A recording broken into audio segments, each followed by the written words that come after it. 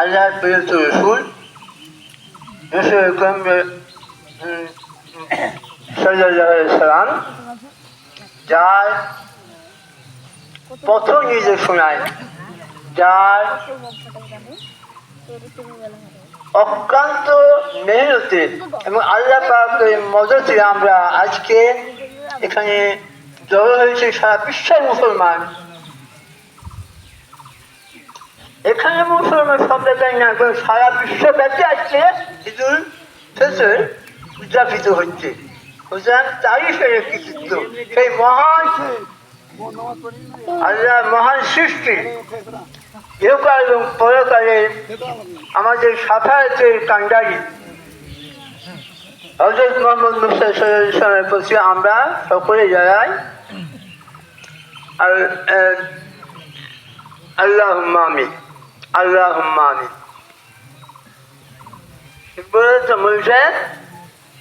আমরা তো আর অত কিছু চলতে বলতে পারবো না। আজকে আমরা সবাই এখানে জড়ো হয়েছি এক উদ্দেশ্য কি, ঈদুল ফিতরের নামাজ আদায় করার জন্য। সুতরাং আমরা যারা সকলে এখানে জড়ো হয়েছি, আমি তাদের সকলকে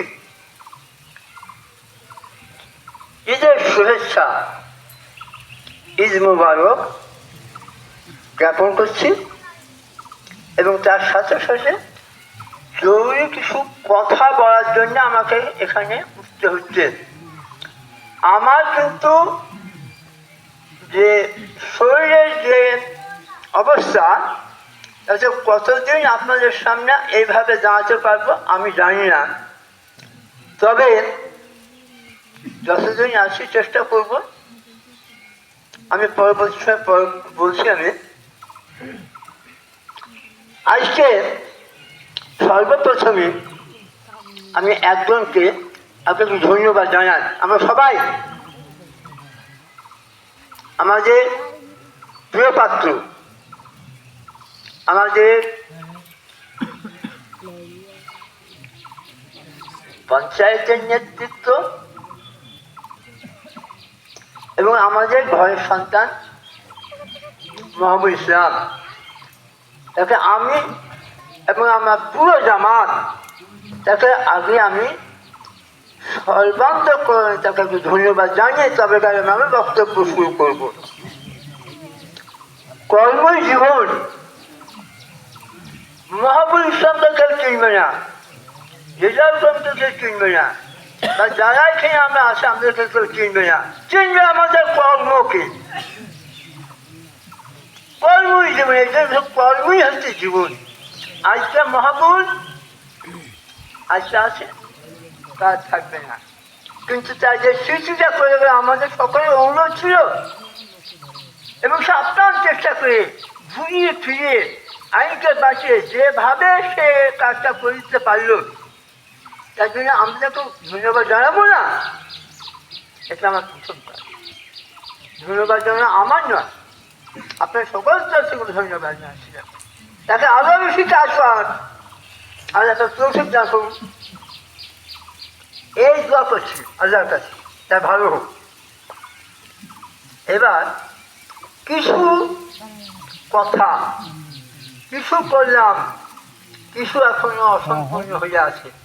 এই কাজটুকু আমি আমার কাছে এই জন্য আমি নিজকে ধন্য মনে করি যে আপনাদের সহযোগিতায় যে কথাটা বলি করার চেষ্টা। আমাদের হাতে তো ধন ভাণ্ডার নাই, ভিক্ষার ঝুড়ি নিয়ে মানুষের কাছে দাঁড়িয়ে দাঁড়িয়ে ঘুরে আমার খুব খারাপ লাগে। সময় মানুষের কাছে হাত পাততে খুব আমার খারাপ লাগে। আমি নিজের জন্য কারো কাছে জীবনে হাত পাততে আমাকে আমুক করেন, কিন্তু আজকে দেশের জন্যে, জাতির জন্যে হাত পাততে সময় সময় কোনো কোনো মানুষের কাছে বহু গর্বিত হই। তারা আমাকে যতটা বিশ্বাস করে আমাকে, এইটুকু আমার সবচেয়ে বড় পাওনা, আমাকে বিশ্বাস করেন এবং সে বিশ্বাসের ফলশ্রুতি হিসাবে আমরা এই পর্যন্ত পৌঁছেছি। আর আপনি বেশি জানানো হয়তো আমাকে সময় আল্লাহ দিবে দিবে জানি না, এই কাজটুকুকে শেষ করার জন্য আপনারা তো আমাকে একটু সাহায্য করবেন না? যেমন মহাবল এটা করে দিল, এদিকে এটা হলো। আর দেখুন, এই কাজটা করতে 3.5 লক্ষ টাকা খরচ হয়, মোটামুটি 3,45,000 টাকা খরচ হয়। তো এই কাজটা করতে কত খরচ হতো আপনার বিচার করুন। আর আমাদের একটু কাজ বাকি আছে। ভিতরে একটা মেহমানখানা বলছিলাম, মেহমানখানা কমপ্লিট। এখানে 2টো বাথরুম আছে, এখানে 4টে বাথরুম আছে, 4টে বাথরুম হবে। এই কাজটাকে যেমন করেছে, আমরা সবাই হাতে লাগাই আছি।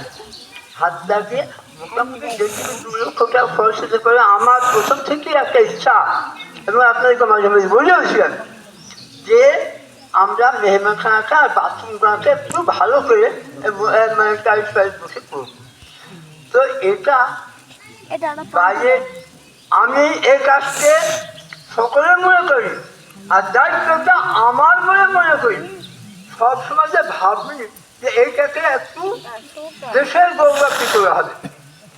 দেশে আর একটা পর্যায়ে আছে, আমি একটা প্রতিষ্ঠান তৈরি করেছি, মানে আমরা সবাই করছে এটা, কিন্তু আসল লক্ষ্যটা এখন বাকি আছে, সেটা নিয়ে আমরা পরে ভাববো। ভাবনা আছে, আস্তে আস্তে করি, তারপর দেখা যাবে। বা আমার তোমাকে বলছিলাম না কত একটা এস্টিমেট দিও, তো মোটামুটি আমাদের দেশেও 2 লক্ষ টাকা কমিশন কম করে আমি, যদি আপনারা সহযোগিতা করেন, আমি আপনাদের কথা দিচ্ছি, ঈদুল আজহায় যেমন মহাপুর কমপ্লিটকে দেখেছিল, আমরা সবাই মিলে যেন এটা করতে পারি। একটা পদের মধ্যে যে ও যদি না করতে হতো না, সুতরাং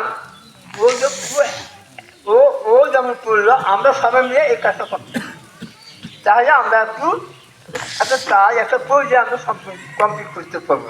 1 নম্বর। 2 নম্বর, আমি এই অনুষ্ঠানটাকে গির্জার কাছে পেয়েছিলাম, কিন্তু অনেকের একটা বক্তব্য হচ্ছে যে ধীরে ধীরে জায়গাটা হয়ে যাবে আর অকেন্দ্র হয়ে যাবে। ওখানে ফুলের বাগান যাবে, ওই দেখেন প্রাচীর, এই প্রাচীর কতটা খরচ আমার জানা না। একদিন বাসিয়েছিলাম, সমস্ত ইট আদায় করে দিয়েছি।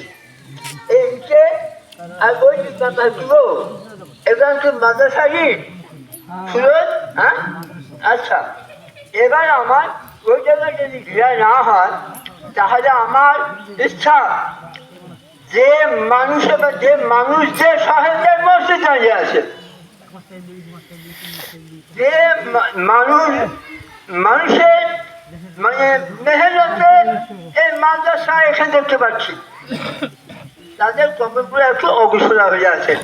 আমি এখানে ছেলেদের বাপ মেয়েদের বাপ ভাবি না, কর্মী তার মর্যাদা রক্ষা করার জন্য আমি চেয়েছি, আমি বলেছি ফুকর মন্ডল বাণী মন্ডলের সন্তান সন্ততি ভাতৃ করে আসবেন, কিন্তু আমি তাদের কাছে বলছি না।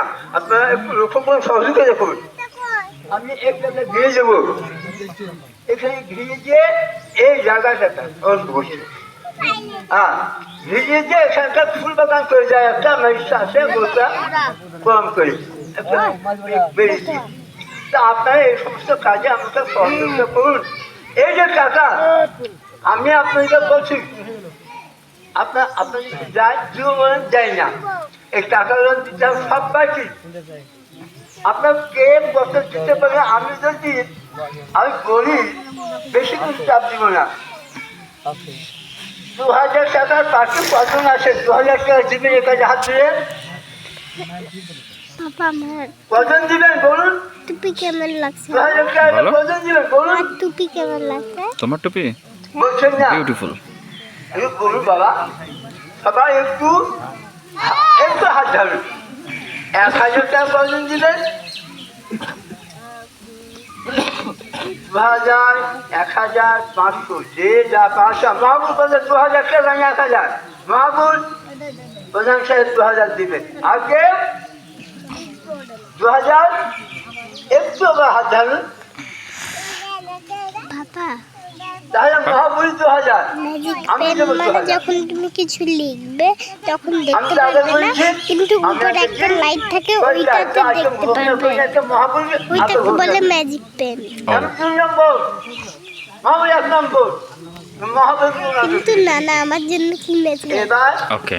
বাকি সকলকে আমি অনুরোধ করছি, আমি এখানে একটা আবেদন রেখে গেলাম, এই কাজে একটা হাত দিলে আপনার একটু সহযোগিতা করবেন এবং কাজটা যদি আপনার মানে একটা হাত বাড়ান, তাহলে আমি আপনাদের কথা দিচ্ছি যে আগামী ঈদুল আজহাতে আপনাদের এই ঘরটাকে কমপ্লিট করে রং টং করে একটা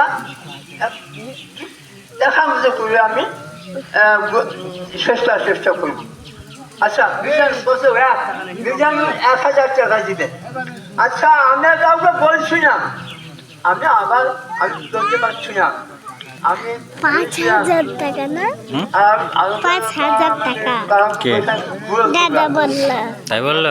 আমার হাতে পাচ্ছি না, আমি অক্ষম হয়ে গেছি। তো চেষ্টা করবো আপনাদের কাছে গিয়ে আপনারা 2000, 1000, 500 তিনটে গেট থাকলো এবং যে যা পারেন যে সহযোগিতা করুন। লক্ষ্য আগামী ঈদুল আজহায় আমরা এটা কমপ্লিট দেখতে চাই। কি বলুন বাবা, হাত তুলুন, হাত তুলুন, বুঝলো কে কিছু বলবে না। আমরা দেখতে চাই আগামী ঈদুল আজহায় আমরা এই ঘরটাকে আমরা মাদ্রাসাকে আমরা কমপ্লিট দেখতে চাই। ইনশাআল্লাহ আমি সকল সহযোগিতা ভাবুন তোমার থাকলো, আপনার সকল সহযোগিতা করবেন এই আশা রেখে আমি আমার বক্তব্য শেষ করলাম। আপনাদের সহযোগিতা আসলে আগানো হয়েছে, আশা করি আপনার সহযোগিতা সম্পূর্ণ হবে।